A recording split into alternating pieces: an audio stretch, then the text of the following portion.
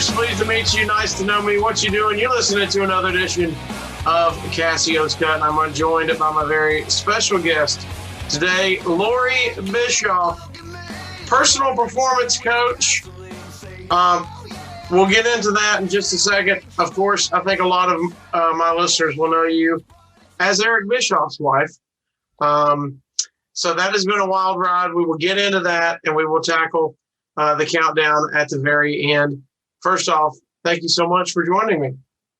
Oh, I'm so excited to be here, Casio. I have to say, I was kind of shocked when you invited me. I'm like, what does he want to talk to me about? But I'm delighted. I can't wait to dive into whatever you have in store. I love talking. Well, you, of course, got the story, and I'm sure everybody picks your brain about Eric. You also have your own podcast. I love talking to other creators who are out there sharing their views with everyone. It's kind of the good and the bad of 2021. Almost everybody can have a podcast, but the good part is that almost everybody can have a podcast, you know, and it gets views out there, and you can find like-minded people or opposite, whatever you're looking for. And so let's just start there. First of all, personal performance coach. If you go to loreebischoff.com, that's what you're going to see. Is that the same as a life coach? Is life coach taboo now, or is that just your personal preference of a name? It is a life coach, but it's more like a life coach on steroids. So okay. I'm really like a personal trainer for a person's life. And I call it a personal performance coach because it's all about my practice, my paradigm is all about coaching people in all the aspects of their lives because they're all connected. So, you know, if somebody's trying to get healthier, then they have to also look at what's the stress level in their life. What is their lifestyle like? What kind of support or challenges do they have? You know, those things affect your ability to try and get healthier. So it's something that for me, it works better if I'm working with the whole person. It's a holistic approach. And that's, I just think that if you are tackling all the main aspects of your life, your mental diet, your physical diet, your spiritual diet, if that's something that's important to you, your communication skills, all of the important aspects of your life, if you tackle them all and want to up-level all of them because they're all connected and affect each other, then naturally you're going to be able to perform a lot better overall in your entire life. Oof, that's a lot to go into. You mean there's not just a quick, easy fix to change my life? Yeah, I wish I could say there's just like one thing. There's one thing, you know, and it kind of does boil down to one thing, but that one thing has a lot of aspects to it. And I think the one thing is your mental diet, and everything comes from that because that includes your attitude, your beliefs, your, your outlook, what you think is possible for you in your life. So that really is at the core of it. So you've got to get your mental diet dialed in. Otherwise, you know, if you're going on a physical diet, most people don't succeed at any kind of change long term because they haven't changed what's going on up here first, right, or at the same time. So they slip back into old habits and patterns. So the mental diet is really the one thing that's the core of it. And then you have, you know, all of the aspects that go into that. I'm a big guy. I don't like to hear the word diet. It's scary.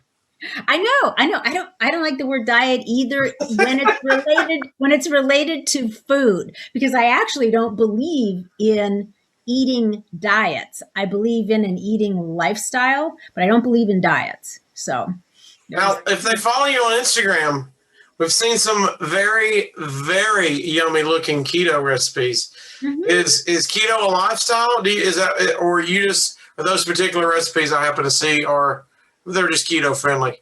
Yeah, I mean, they're keto friendly, most of them, because my eating lifestyle is it's not strict keto because that doesn't work optimally for me.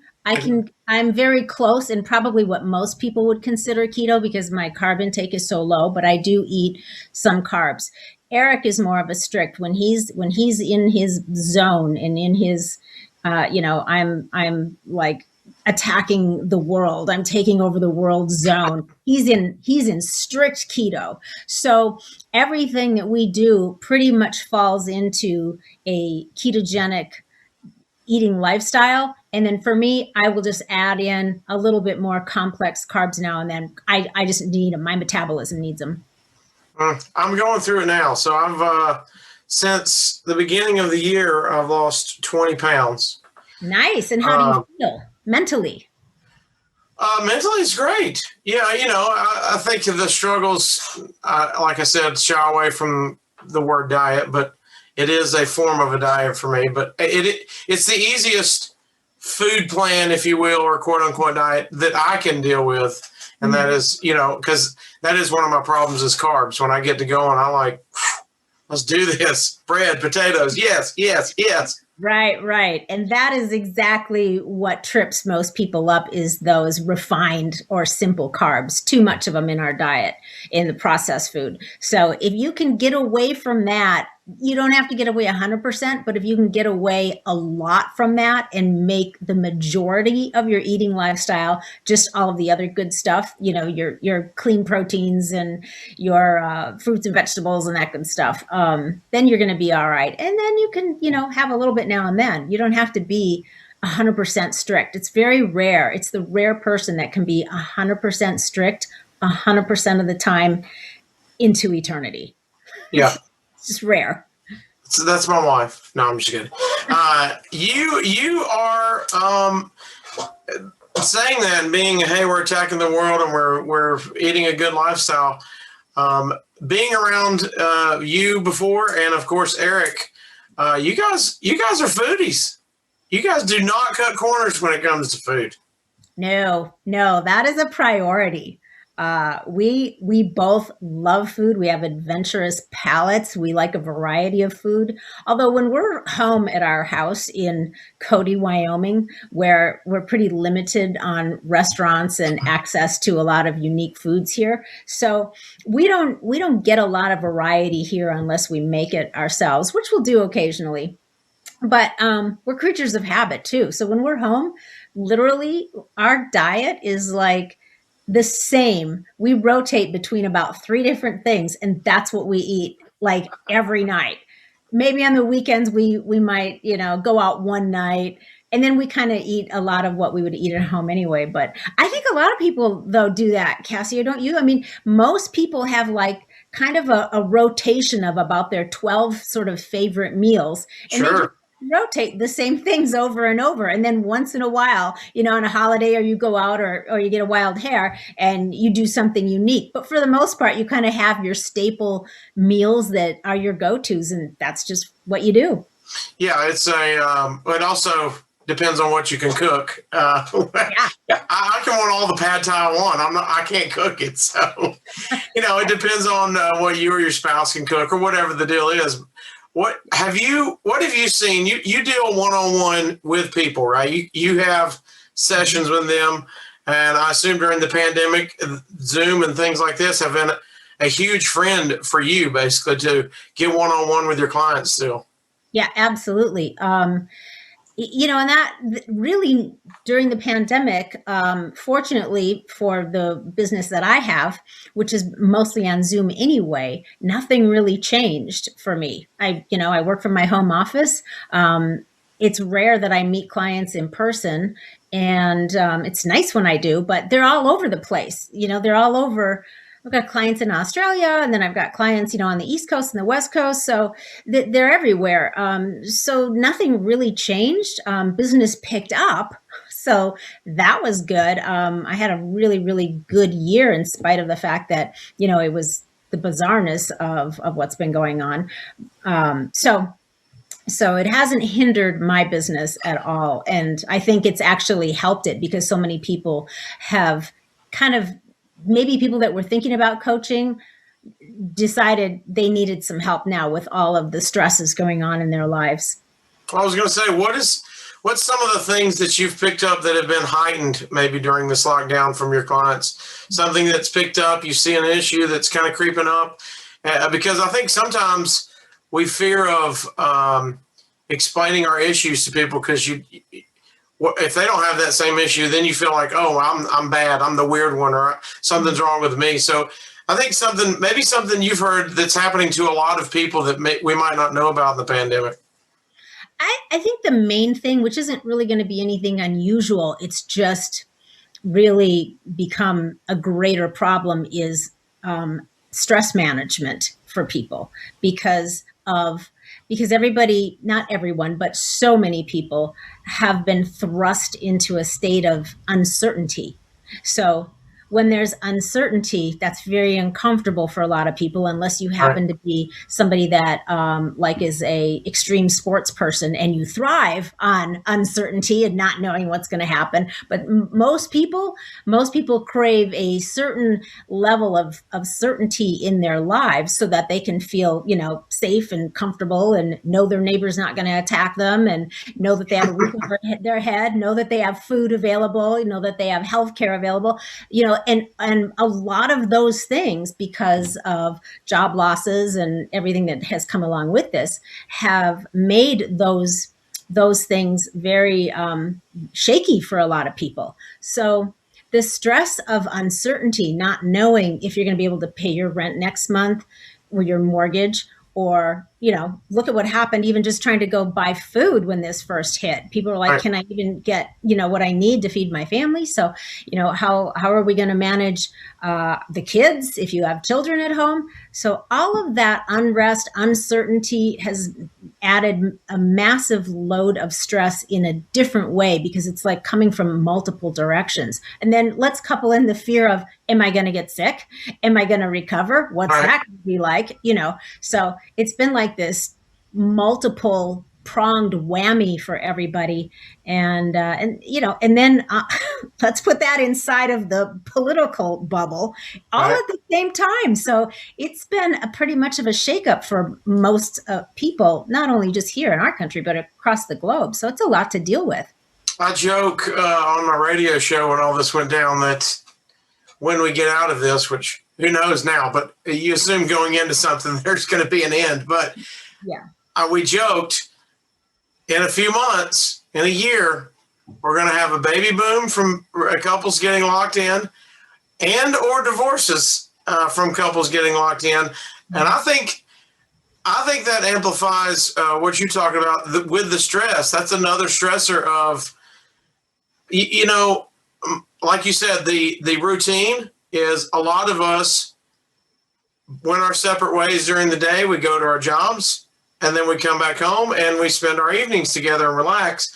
And when you now have your work stressors on you, you're in the same four walls basically the entire day and the entire evening, and there's no end in sight.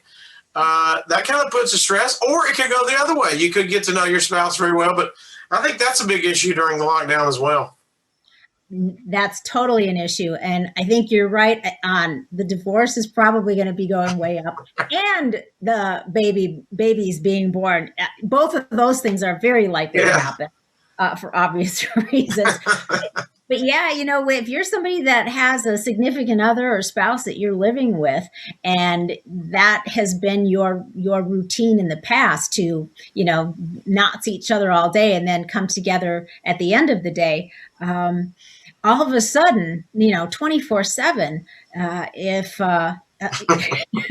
if you don't have a really good formula for how you maintain fun and harmony in your household, then it could get a little dicey. So it's a good opportunity though to really get to know your partner again, or rekindle something that maybe was getting a little old and stale. There are opportunities there, but you got to have your mind in the right place for that. You have to have your attitude in the right place, because again, the stress can actually encourage people to do the opposite of what they really should be doing, which is coming together and like we're on the same team. How do we strategize and make the best of this? What are our opportunities here, with each other, with our lifestyle, with our family?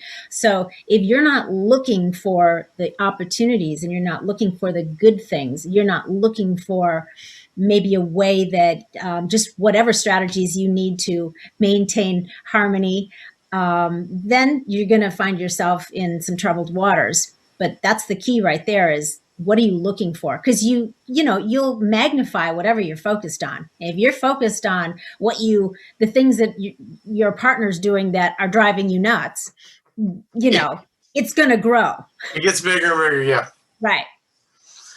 So talk about channeling all this, channeling all your experiences, your knowledge, and your help you've been giving everyone, and now funneling that into a podcast. It's called We're Talking Shift. Mm-hmm. And this is kind of going through your guest list and listening to your episodes. You're kind of like me in a sense that you've covered all bases, all backgrounds, all different viewpoints. And so the guest, you never know what you're going to get every week. What led into this? What made you think, hey, I need to get this out there? And then, talk about what the podcast is like every week. Yeah. So, really it just what led it. Actually, Eric was the one that said to me a few years ago, you need to be doing a podcast. I mean, basically it's just a different form of coaching. Right. The podcast is just on another platform, and then bringing in other experts and doctors and, teachers and what to share their knowledge as well. So we can offer more value to more people via the podcast. But it was definitely Eric's idea. I wouldn't have, I was like, oh, I don't know. Can I do that? Should I? No. Yeah. I mean, it literally took a couple years, and then eventually dove in and here we are. It's been two and a half years. I've lost track. Yeah. Seems about right. But yeah, it's, the podcast it is all those things that you said, with a variety of bases being covered, a variety of people. It's either me, myself, on there, or I have doctors and experts and teachers and authors, and they are all using their knowledge and skill sets and expertise to help people as well. The common denominator, even though there's a lot of variety, but the common denominator is always some version of health, mental health, physical health, spiritual health, all of the aspects that we spoke of earlier, things that will help people up-level their lives in some way. So it could be something about food and diet. It could be something about spirituality. It could be something about, toxins. It could be any of those things. It could be energy, but it's relationships, all of the things that, we all want to have like at a level 10 in our lives, because we all want to be, happy and fulfilled and healthy. That's pretty much a given that most people desire to have that in their life. And so there's a lot of tributaries that flow into that one, that one path, that one river. So I like to bring people on that have something that I know beyond a shadow of a doubt is going to add value to people's lives. If they listen and take the advice of the guest and apply it, then they will absolutely experience an up level in that aspect of their life. Let's talk about kind of the depth of the title. Let's talk about shift. What is shift when you talk about that in your podcast? Yeah, well, I think I came up with We're Talking Shift because it really is the mission is to help people get unstuck, because we get stuck in patterns, we get stuck in habits, we get stuck in ruts, and so I wanted to be able to help people, give them information that can help get them unstuck, shift into another attitude, another direction, another path. And that shift, though, always has to start, like I said earlier, the shift has to start in your mind first. You have to be willing to say, maybe I need to question my beliefs. Maybe I'm doing something that's sabotaging myself. Maybe there's a better way to approach, A, B, or C. So you got to start up here. And that's why it's all about shifting your attitude. And then we can move into now, if you're willing to shift, then you can be open to considering that there might be a better way to think about something or to do something. This is going deep. I like this. What's going rogue? Yes. Oh, so I always invite a new guest to share their what I call going rogue story. And that is a story about a time in their life when they were heading full speed ahead in one direction, and then something caused them to just hit the brakes and go, nope, that's not right for me. I'm going this way instead. And they do a 180, and it might have been something that, was totally unprecedented, totally out of protocol, could have been a super scary challenge, could have be a career risk for a lot of people. A lot of my professionals have a going rogue story that was literally, they risked their career by going in this other path. And so they share a story about when they went rogue and they decided to, take a hard left. And then it ultimately, even though it may have been challenging and risky, ended up to be the best thing that ever happened to them in their life. It was the best choice they ever made. And it was the path that took them to, where they find themselves now.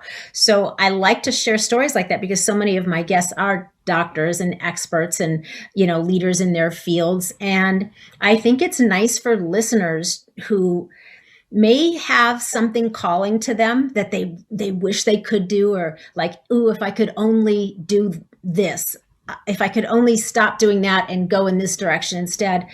And I think it kind of gives them permission when they hear that somebody else has done it. And even though it was risky or scary or challenging, it ended up to be the best thing ever. So I think it encourages people, almost gives them permission to go rogue themselves and go in that direction of something that's been calling to them. So you think, I don't assume you think everybody's had the rogue moment, but you're asking people that you think might have had this rogue moment. I mean, have you had successful people who said, I don't think I've had a rogue moment. I just stayed the course. I always wanted to be a doctor and I became a doctor. Or have you, or the more people you run into, a lot of people have rogue moments? Every single one has. Every single one. And like I said, some of them have made decisions that actually could have crushed their career, and they did it anyway. And then some of them have done it even though there was pressure, like maybe family pressure. This is what you're going to do next, and then you're going to go into this career, and then they said no. So every single person has a going rogue story, because everybody at some point in their life, if you've been on the planet for more than a decade, you've done something that by your own measure, by your own account, seems kind of rogue to you. It may not be to somebody else, but it is to you. I mean, when I was in 12th grade, I dropped out of school. Now, that was kind of a big going rogue thing for me at that time, because when I was in high school in the late 70s, and the area that I lived, it was pretty rare that people dropped out of school. Maybe more common now, and it may be more common in a lot of other areas. But in my time and in that place and in that world, it was not.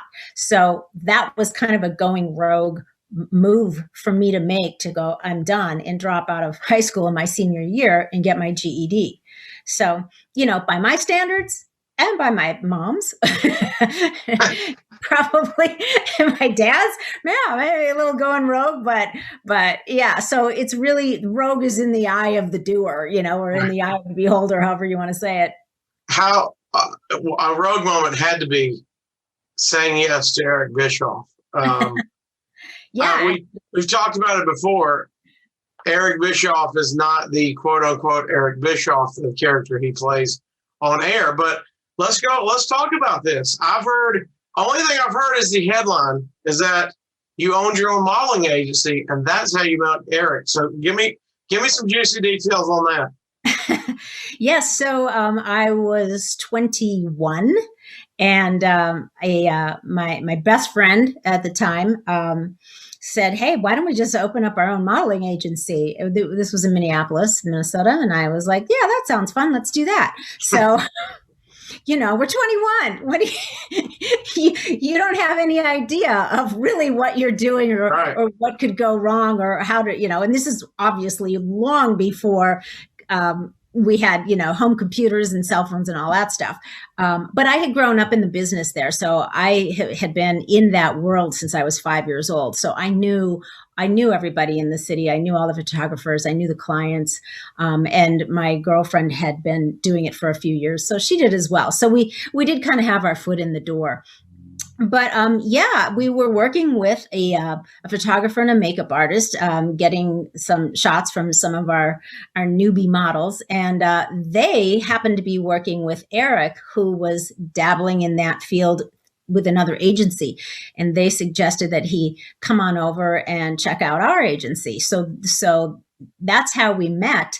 When we first met, he was not available. So I just thought, well, that might just be the most gorgeous guy I've ever laid eyes on. But rumor has it he's not available. So I really kind of put it out of my mind.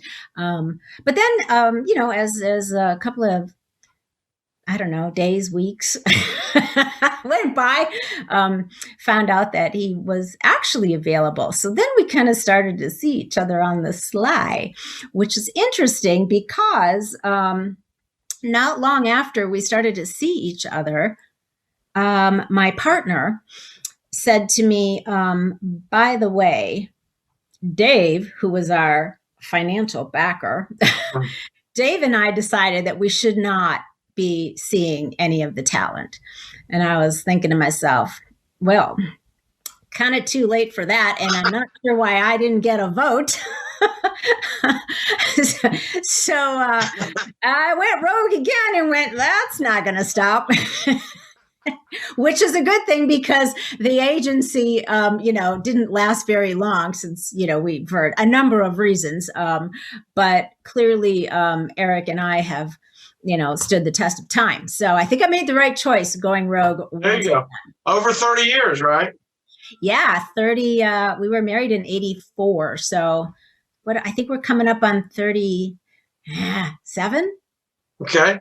Somebody else do the math. Me and Big Booty Judy been married less than 5 because I can't do the quick math here right on the scene. But give me some advice. What should I know? Okay. I think, and you can maybe attest to this. I think when you're me 4 years in, you assume we got it. It's down pat. This is how it's going to be forever. Open my eyes. Yeah, no, that's not true. That's not true at all. Dang it! No. So, first of all, I think you're going to go the distance, though. I met Judy, and even though when we all met, it was brief, but you just you get a vibe from people, and I got a great vibe from you both. Really good people. She's a doll, and I think that. I think just where the kind of person she is, where her head's at, what her priorities are. I don't think you guys are going to collapse at the first speed bump. However, I literally have boiled it down to like 6 key areas that I think you should always be aware of in your relationship. 1, you have to be each other's biggest fan. Always, no matter what, you have got to be the cheerleader, the fan of your partner. She doesn't listen to my podcast. I'm in trouble. Well, I don't listen to Eric's podcast either. Okay, there you go. That's a good sign. There you go. That doesn't mean you have to be in each other's business all aspects all day, but you got to be willing to cheer your partner on and encourage their growth. So, if one person is growing, that means they're changing a little bit, they're evolving, and one's not, that usually ends up being a problem, because people can, if they're not growing together, they're growing apart or they're just stagnant. Right. So you want to make sure that you are always each other's biggest fan. That's number one. Number two is you have to maintain focus. So you got to remember why you are together in the first place and what your together goal is. You may each have some separate, like, personal goals, career goals, whatever, but you're also a unit now. So what is the unit doing? Where is the unit going? What are the like short-term, mid-term, long-term goals of the unit? So maybe if it's just the two of you, or if you had kids, what is the family doing? What's the family mission and vision? So you have to always keep that in your focus, because with all the stuff that we have going on in our lives and all the stuff coming at us from multiple directions, it's really easy for bright, shiny objects everywhere to take your focus and attention off of your priorities, which should be the health of the relationship. Make sense? Her goal is to apparently own every chicken that she can find. So I have to call that a little bit. I can't be her biggest supporter or we'll be overrun. But well, all right. There does have to be some compromise in talking about things. But I think, you've got to be always, though, I think that it's important. And this takes focus and it takes attitude. You have to find ways to remain fascinated with your partner. Like when I do overhear, for instance, when I overhear Eric doing a show, or I overhear him on a conversation on the phone with somebody, or I just watch him going out playing with the dog, or whatever, he always fascinates me. I just think I look for that, because those are the things that, they're the same things that always fascinated me from the beginning. And it's really easy for people that have been together for a while to lose sight of those things and again start shifting their focus to things that start to annoy them. That happens, when you live together with somebody for a long time. It's bound to happen. But she used to make me mashed potatoes. Now she can't believe how many I eat. Okay. So I see where you're going. Yeah. So be fascinated. Be fascinated with Judy and her chickens. Her chickens. If I show love to the chickens, I win. I'm good. But you got to have a friendship. You got to be friends. You have to have fun. You got to make sure that not too much time goes by, that you're not laughing together, doing something that's fun. And the last one is forgiveness. They all start with F's, by the way. Fanship, focus, fascination, fun, forgiveness. So because you are going to screw up, there are going to be times where somebody, does something or says something that they didn't maybe intend to, but maybe the other person gets hurt. And so you got to be able to apologize, and you got to be able to be willing to forgive your partner if they screw up. Will she screw up? Because she apparently hasn't, is what I've been told yet. And I want to make sure I show her this highlight clip if you're about to tell me she will mess up at some point. At some point, even Judy, I imagine, is going to make a wrong move. I don't know. Maybe she's going to be the one exception in humanity to the rule. I thought she had, but she told me she did not. So I had to agree with her. So she has not messed up yet. And anyway. So far, so good. You're going to have tips for me next time we talk. All right, I'm going to be able to show her this. I'm showing her this. Let's talk a little bit about Eric. Of course, majority of my listeners have at least heard his interview with me if they weren't fans or experienced anything Eric beforehand. But you guys have been married through it all. So I would love to know, I find him fascinating as well. I think a lot of people do, which is why his podcast is so successful with Conrad. But just for example, we, like you said, we met in person before and had talks, and he said one of his favorite things to do in life is just go in the kitchen and prepare a meal with you from scratch. And I think a lot of people out there just would have a hard time imagining Chef Eric chopping onions in the kitchen. But just talk about that ride of being married to Eric Bischoff and then having to be married to Eric Bischoff. The character. Yeah. Well, because we got together obviously before he was ever in the wrestling business. Right. So there's that. We were doing the modeling thing for a bit. We moved to Chicago and lived together there for a while. And we were working, doing some modeling gigs during the day and working in the bars at night. He was bartending and I'm cocktail waitressing and we're just having fun. And, and then, cut to wrestling when he, decided that he was gonna, take a run at that. And that's a whole other story in itself, how that came about. And I'm sure you've heard that. And I won't bore you with it, but ultimately, the biggest shift there was when we moved to Atlanta because he was working for Ted Turner and for WCW, and he moved up the ranks insanely fast there, and it was as always, it was an adventure. I mean, ever since I met Eric, our life has been one form of an adventure or another, which is part of the fun. So. That was like, all right, we're going to go and we're going to do this now. And you're going to go 100 miles an hour in this direction. And I'm your biggest fan. So let's do it.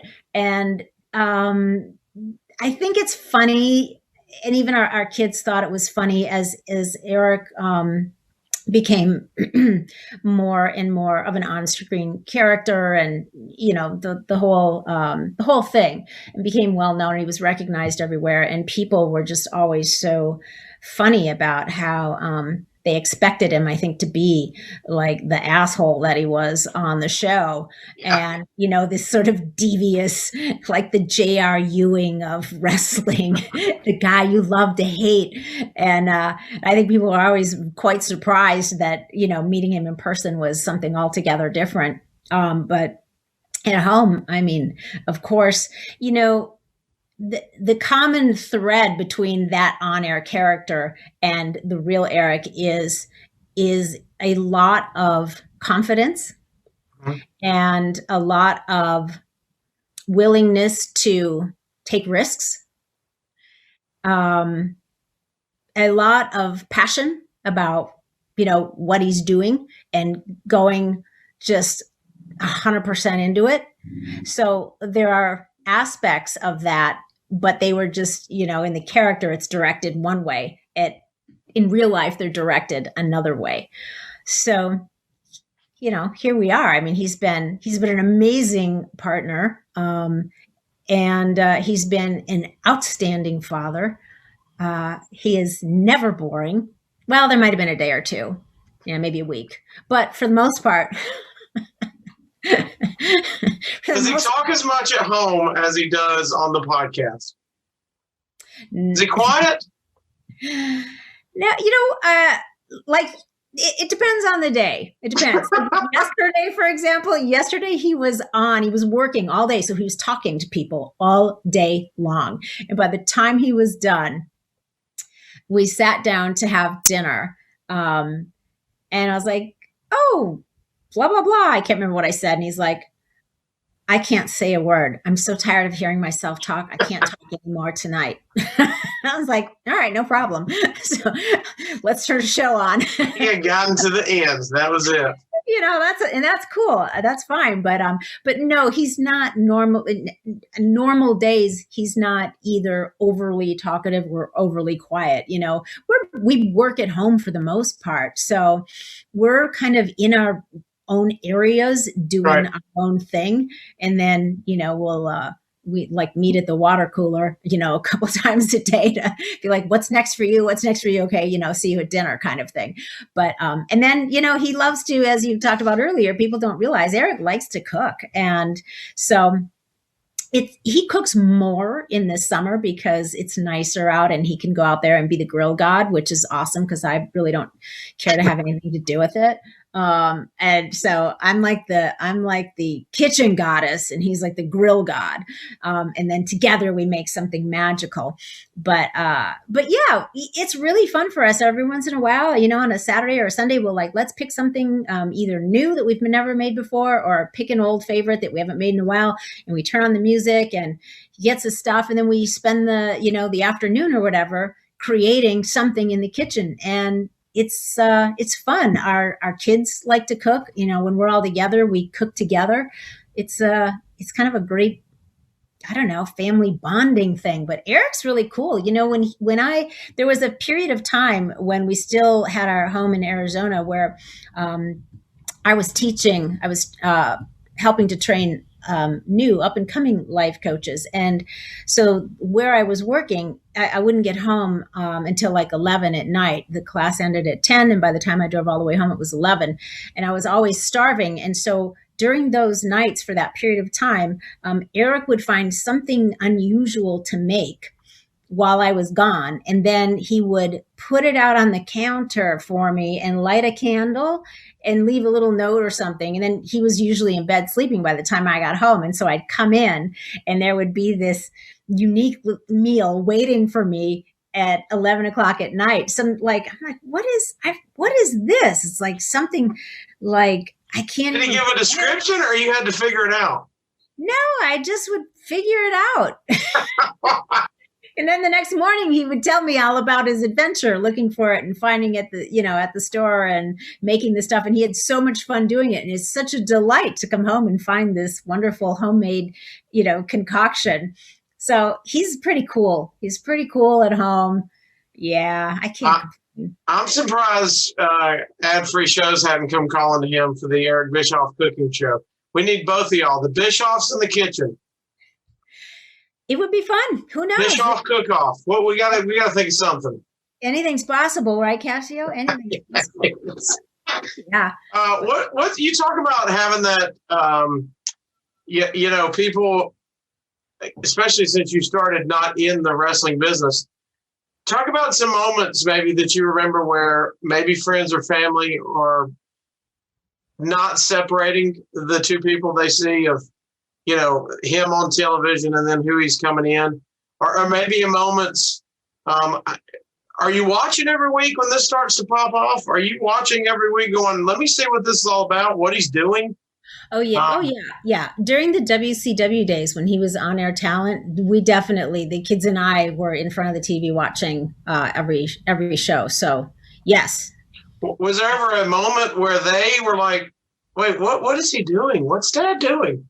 No. And I think because it was, they were so young that it was just normal for them. And they would, when there was opportunities, they would, we would go to some shows and they would be there, backstage. And so they knew it was a show. They knew what was going on. So they understood it. It wasn't like, right. That's weird. Why is Dad doing that? So it was just like the norm for them. And then they have all these, cool uncles that we think are celebrities all the time. They're normal life. They're just hanging backstage at WCW. Yeah.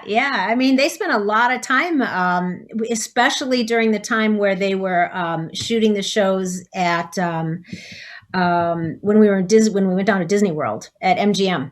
Yes. And they were shooting the shows there. So we would literally go down there for, a couple weeks at a time and basically live, in the hotel. And they would go a lot of times just go hang out at backstage, for hours and hours or all day with Dad.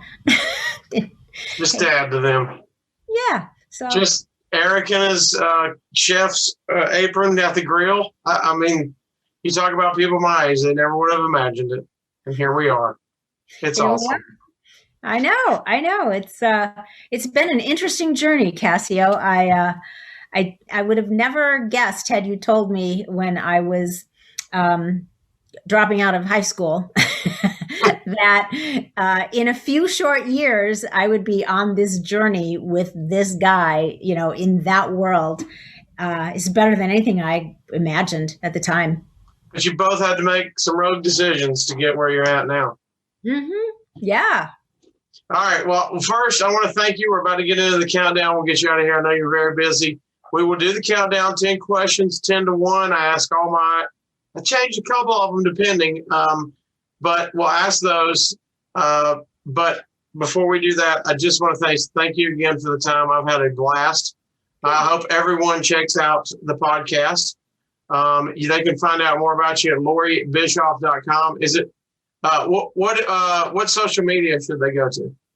Yep. So it's all, of course, on the website, which is easy. But I'm on Facebook. Instagram is Loree.Bischoff. Twitter. Where else? YouTube. I'm on there. The show is on there, so it's on all the platforms. We're Talking Shift is on Apple or iTunes, Spotify, YouTube, everywhere else. So it's not hard. Wherever to find. You're consuming this is where her podcast is. Right. All right, let's get to the countdown. 10 questions, 10 to 1. 10. Name something that's a perfect 10 in your life. Okay. Does it have to be just one thing? No, you can go. Yeah, this is all you want. Okay. So my salads are perfect. Your salads. Yes. And my salads are perfect. I make us huge. And when I mean huge salads, every single night of the week. We eat gigantic. Really? Yes. And they are amazing. Just ask Eric. My smoothies, my daily smoothies, my protein smoothies are also perfect 10s. And that happens pretty much every day of the week as well. Every flavor you make, or you make the same flavor? No, I rotate between about 3, maybe 4 different flavors. Are they all 3 perfect, or you got one really dialed in? Oh, no, they are all perfect, Casio. She's setting the standard for smoothies and salads. Okay. Yeah. I mean, literally, I have made thousands of these. I've got it dialed in. They're perfect for us. Let me just say that. I make a perfect fat coffee every morning. Fat coffee. Is that butter? Yes, there's butter in it. There's a special kind of essential fatty acid oil in there called Udo's oil. There's a little bit of butter in there. And then there is some vanilla collagen in there. Okay. And then there's coconut milk in there. And they are a 10, I tell you. What's the purpose of this coffee? Well, the fat, especially those 2 fats from I use ghee, but you can use butter. And then from the Udo's oil, which is your omega-369. So those are your essential fatty acids. So the combination of all those fats in there is like an uber health bomb for your brain, for your body, but also for your brain. So that's like what your brain needs for optimal activity is the right kind of fat. So you get a really good quality coffee, you whip that thing up in the blender for 10 seconds, and bam, you're off to the races. All right. Well, first of all, I got to find Udo's oil. We milking Udo's, whatever those are. What are we doing? How are we getting this? Yeah, and it's on my Instagram. One of the little highlights. You got it. I show you how to make it, and the products I use are on there. That's what we need. LoreeBischoff.com. We'll get the coffee recipe. There you go. Anything else? Fat coffee, salad, smoothies. Yeah. I mean, my view is perfect. I don't mean my viewpoint. I mean my view out my windows. Of Wyoming. Yeah, because I'm looking up toward Yellowstone Park. We see mountains, and it's beautiful. So it is a 10. Nice. So, yeah, that's a lot of 10s. I know. I can't complain. I love them. I think Eric said you, and then he bailed. He's a 10. He's a 10. All right. Number 9. 9 is the German word for no. So which something that can be no in your life, which something you can write off. This could be big, this could be little, but just for you personally, 2021, not really a resolution, but just what's something you wish there was no more of in your life? Okay. So this can be personally, or it could also be something that's going on like in the world. Yeah, whatever you want to take this. That's the beauty of these questions. 2 things that I would like to see no more of, to have no more of. I would say blatant hypocrisy by our politicians and media. I'm sick to death of it. And pharmaceutical greed. I've had enough. Pharmaceutical grade. Yeah, those things I think we would all like to have come to an end. I think that everyone is puking on it. Yeah, those are definitely hot issues. Yeah. So, yeah, I'd like to see that come to an end. I'm in. 8. When you go out, what do you want the last thing you ate to be? What's your last meal? My last meal? You can mix and match. You can go fast food. You can go like a restaurant. You can go home cooking, which could sit with you and Eric. You can bring these all together, whatever you want. Boom, it's magically there. Okay, so it's going to be 3 courses. First course is going to be some sushi and sashimi with a nice chilled glass of Sauvignon Blanc. Mm. Then... Is that from a certain place or just somebody that makes it good? It's got to be from somebody that makes it real, real good. Because I'm a sushi snob and I don't want any, posers. Okay. It's got to be really good stuff. This isn't Mapco sushi. We're going down to a place. We're going, we've had a couple of favorite places. And I mean, we've been gone from a couple of them for a while, so I don't know if they're still around, but got to be top notch. All right. Okay, so that's course 1. Second course is going to be a really yummy thin crust pizza. Yes. But it has thin crust is the best. Yes, thin crust, but it has to be topped with Rotel. I like Rotel. Do you know what I mean? That can, the hot Rotel. Yeah. So wait, you put that on every pizza, or you just have crust and Rotel? I put it on top of the pizza. Whatever it is. Yeah. So you drain it, because it's you drain the liquid out of it, and then you have and you got to get the hot stuff, the really hot one, and then spicy. Okay. Yeah, and then you sprinkle, you put that on the pizza, and that's like our family. That's our little family pizza. That's a pizza hack. Mm-hmm. Yeah. So, are you heating up the Rotel? Or do you just go straight whatever the room temp is? Yeah, I just put it, room temp. If we're making a pizza at home, then it goes on the pizza and then it goes into the oven. Right? Okay. Right. So, and if we've brought home a pizza, maybe just warm it up, or, if it's room temp, just throw it on the top and you're good to go. Yep. That's my pizza hack. All right. We got that. So that's the second course. Oh, and I would like a glass of Pinot Noir with the pizza. Okay. We switched. Okay. Yeah. Because white with the fish and then the pizza and the spice. You got to have like it. I like this. Then dessert.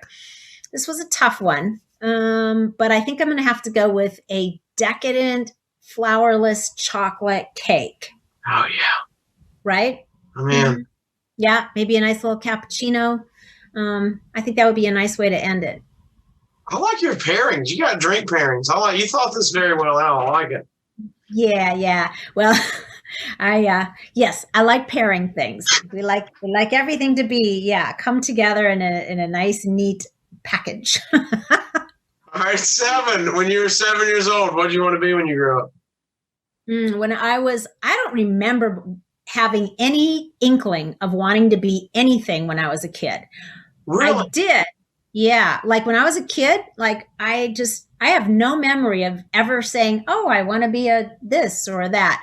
That didn't happen until I was about in middle school. Well, for us, it was junior high. So I think it was probably about 7th grade, 8th grade. I wanted to be a school counselor because I really liked my counselor. Yeah. And I was like, I want to be that. And then as I got a little bit older, I wanted to be a psychologist.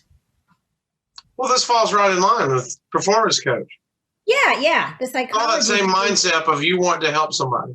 Right. Yeah. The psychologist wasn't going to work out since I dropped out of school in my senior year. So kind of took that off the plate. But then the life coaching came around. I was like, I think I can get close. I can still kind of check that box in a certain way. So that turned out to be all right. All right. Number 6. How do you want to die? How do you want to end up 6 feet under? Okay. Well, if it is not by force, then not by force. Oh, you mean like a bad circumstance? Yeah, yeah. Like, okay, there's like, am I dying by like unwillingly by force, or am I dying like not that way? Right. Yeah. So, This is by your choice. okay, so the by my choice would be lying on a nice, comfy lounge chair in the sun, Who could outside? outside by either a pool or a lake or the ocean, reading a book. That would be the choice. And then you just maybe like drift off or, you know, I was about to say, you just coast out. just check out. Yeah, You relax so much that you just coast out. yeah, yeah. And you're outside, and that just seems pretty dreamy to me. Now, if it's by force, I would choose guillotine for sure. Guillotine. Mm-hmm. Yeah. Oh, wow. Yeah. Quick and easy. Yeah. I think that would just be like, whoosh, done. I mean, you're going to be scared, but it is at least we're done.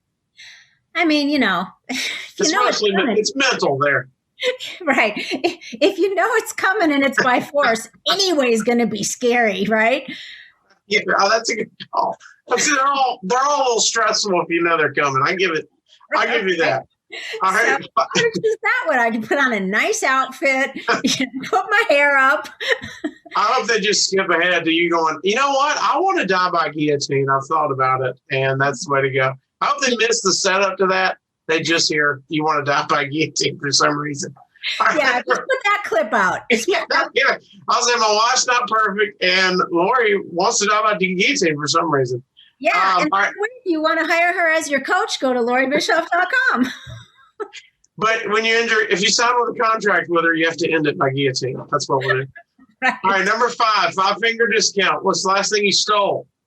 Oh, Eric's heart, of course. Oh, yeah, there she went. However, before that, it would have been when I was 16 and my friend and I stole some cosmetics from Target. From Target? Oh, my gosh. If I could have just wrote the perfect crime, that would be it for you. Is 16 years old stealing makeup from Target. Makeup stuff's expensive. Do you steal from hotels? Oh, hotels. Is there stealing things from hotels? Well, that's your viewpoint, yes. Are you the number one thing taken from hotels is the remote control. Oh, seriously? Yeah. I don't know who would want that filthy thing. I mean, Lord knows. Like, maybe the batteries? Oh God, it would have never occurred to me to steal a remote. I take like maybe a little travel lotion to put in my purse. I claim it. Whatever condiment you give me, I take. Look at me. I have 517 shower caps, okay, that I've stolen. But it's there. It's on principle. It's a principle, right? Because I don't really think it's stealing if you're paying for the room. What about a pillow? Yeah. No, although it has been tempting. Towel. I've never stolen a towel that I can recall. Bathrobe. No, but I have purchased a bathrobe. I was going to say, they usually just charge you if you take it. Right. I've purchased one. I called and said I'm going to buy a bathrobe, but and pillows. But no, the only thing I recall stealing from a hotel is hand lotion. And I don't call it stealing because I think it's supposed to be there as my gift. In the package. Yeah. All right. This one's going to be fun with you. I don't even know if you've ever had one. The Mount Rushmore of Little Debbie's, which is the top 4. Little Debbie's are the snack cakes that are very big. So if you've never had Little Debbie's, do you have snack cakes? No, I've never had a Little Debbie. Okay. I don't know what that is. But I had to refresh Eric. He said he had a couple. Honey buns, oatmeal cream pies, nutty buddies. I've seen those in stores, but we didn't get much of that stuff when we were kids, my sister and I growing up. Right. What my mom would buy us once in a while for a treat, like to take in our lunches to school, it was a treat if she got ho-hos, those little round kind of like that. Is it kind of it's like one of those? That's the world, yeah. That's the snack cake world. So right. So that would have been like when I was in elementary school and when we took our lunches. That would have been something that I had. But yeah. What's a tempting sweet thing it's your weakness? I love a good New York style cheesecake. Cheesecake. If you go off the rails, it's cheesecake. Yeah, I love it. Yes. And I am totally willing to go off the rails for a good cheesecake every now and then. All right, what about this? You guys travel a lot. So let's say, well, I know part of this answer because we've talked a little bit about it. Let's say you got to get a snack on the road trip. We're stopping at the gas station. What are you grabbing from the gas station that's unhealthy? Don't tell me you're walking in buying a pack of almonds or something. What are you getting? What's like, oh man, I shouldn't have that gas station snack. Candy bar? Skittles? No, I don't like candy like that, but I'll tell you what, my version of that is we will find a Starbucks and I will get one of their brownies. I love Starbucks brownies. There we go. And so if we're on a road trip and I decide I want something sweet, then I will get a Starbucks brownie and then I'll just like nibble on it throughout the day with the coffee.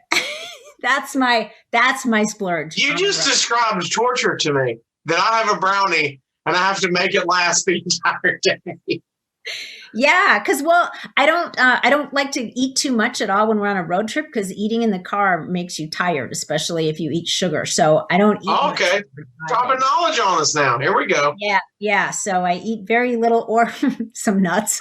Well, I said I know part of this answer because we've talked about it. You guys bring a lot of your own snacks before you leave the house. You get the whole trip ready. Yeah, I will typically pack a cooler with things like hard-boiled eggs and a bottle of sriracha.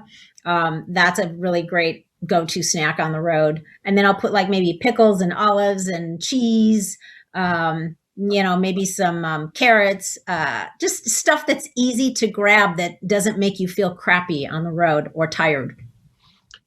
Sugars make you tired on a road trip. I'm taking that with me. All right, number 3. 3 albums on a deserted island. You're not getting in an argument and claiming these are the best albums that were ever made. That gets everybody in an argument. This is for your mentality. You can only listen to 3 more albums for the rest on repeat. What 3 albums are you going with? Okay, and I'm on a deserted island. Is that where I am? Yep. And I'm alone? Alone. Okay. Just you. So you might want to get some live albums, maybe to act like there's people, or you might like the aloneness. You could go compilations, greatest hits.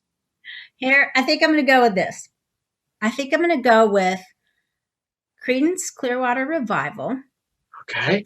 Because that will remind me of growing up. Because we always had CCR albums.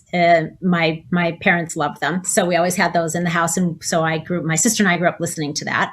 Is there a particular one or just anyone will take you in the right mood? I can't remember the names of the albums anymore. But nobody listens to albums now. You have their whole playlist without. Yeah. So just any CCR is going to put you there. Yep. So I like that for a little nostalgia and to remind me of my history, my childhood. And then I would go with Earth, Wind, and Fire. Yeah. Yeah. Any Earth, Wind, and Fire. Love it all. That's going to remind me of my whole teen years up until really through meeting Eric. So I love that. And I love Earth, Wind, and Fire. And then I think this was hard. Maybe Bruno Mars. Because his music always makes me feel like dancing. So I think that'd be fun. It's very good mood music. I'll give you that. Yeah. Super talented. Yeah. It'll make you have a positive mindset while you're there on the island, deserted. Exactly. So those are my 3 choices. Number 2, give me 2 concerts. The first concert you ever went to and the last concert you went to. So the first one, I was invited to go. It would not have been my first choice, but I was invited to go to a concert by the boyfriend at that time. I think this was about 79, and it was a Bob Seger concert. Yeah. Which is great. He's amazing. It wasn't really my flavor of music at that point in my life, but it was amazing. So that was the first one. And then I think the last concert that Eric and I went to together I want to say 4 years ago, and it was Santana, and it was a small venue. God, I was going to ask him before we jumped on too if he remembered. It was at it was in Vegas at a small venue. I can't remember which. House of Blues? Might have been House of Blues. I've seen him. He loves playing there, so that might be it. I think it was, because I was like, it wasn't one of the usual ones you'd think of for us anyway. We didn't usually go there, but I think it was there. And it was, more of a small venue, and we were really close to the stage, and it was, oh man, it was so good. I would go see him again in a heartbeat. He's bucket list for me. I'm jealous. Yeah. You got to go see him. Amazing. All right, that was number 2. Number 1, this should be an interesting one that I ask everybody. If you were a wrestler, who would you be? And if you end up having a tag team partner, who would they be? This could be present, future, of course, whatever you like. Who would you be? All right. I think Before you say your answer, are we considering Eric a wrestler? No. Okay, there we go. Now, with that being said, which wrestler would you be? I would be early Hulk Hogan. Early Hulk Hogan. As in 80s, when he's on top of the world? Like when his tagline is, do your training, say your prayers, eat your vitamins, and believe in yourself. Yeah. Like, that's like what I do for a living.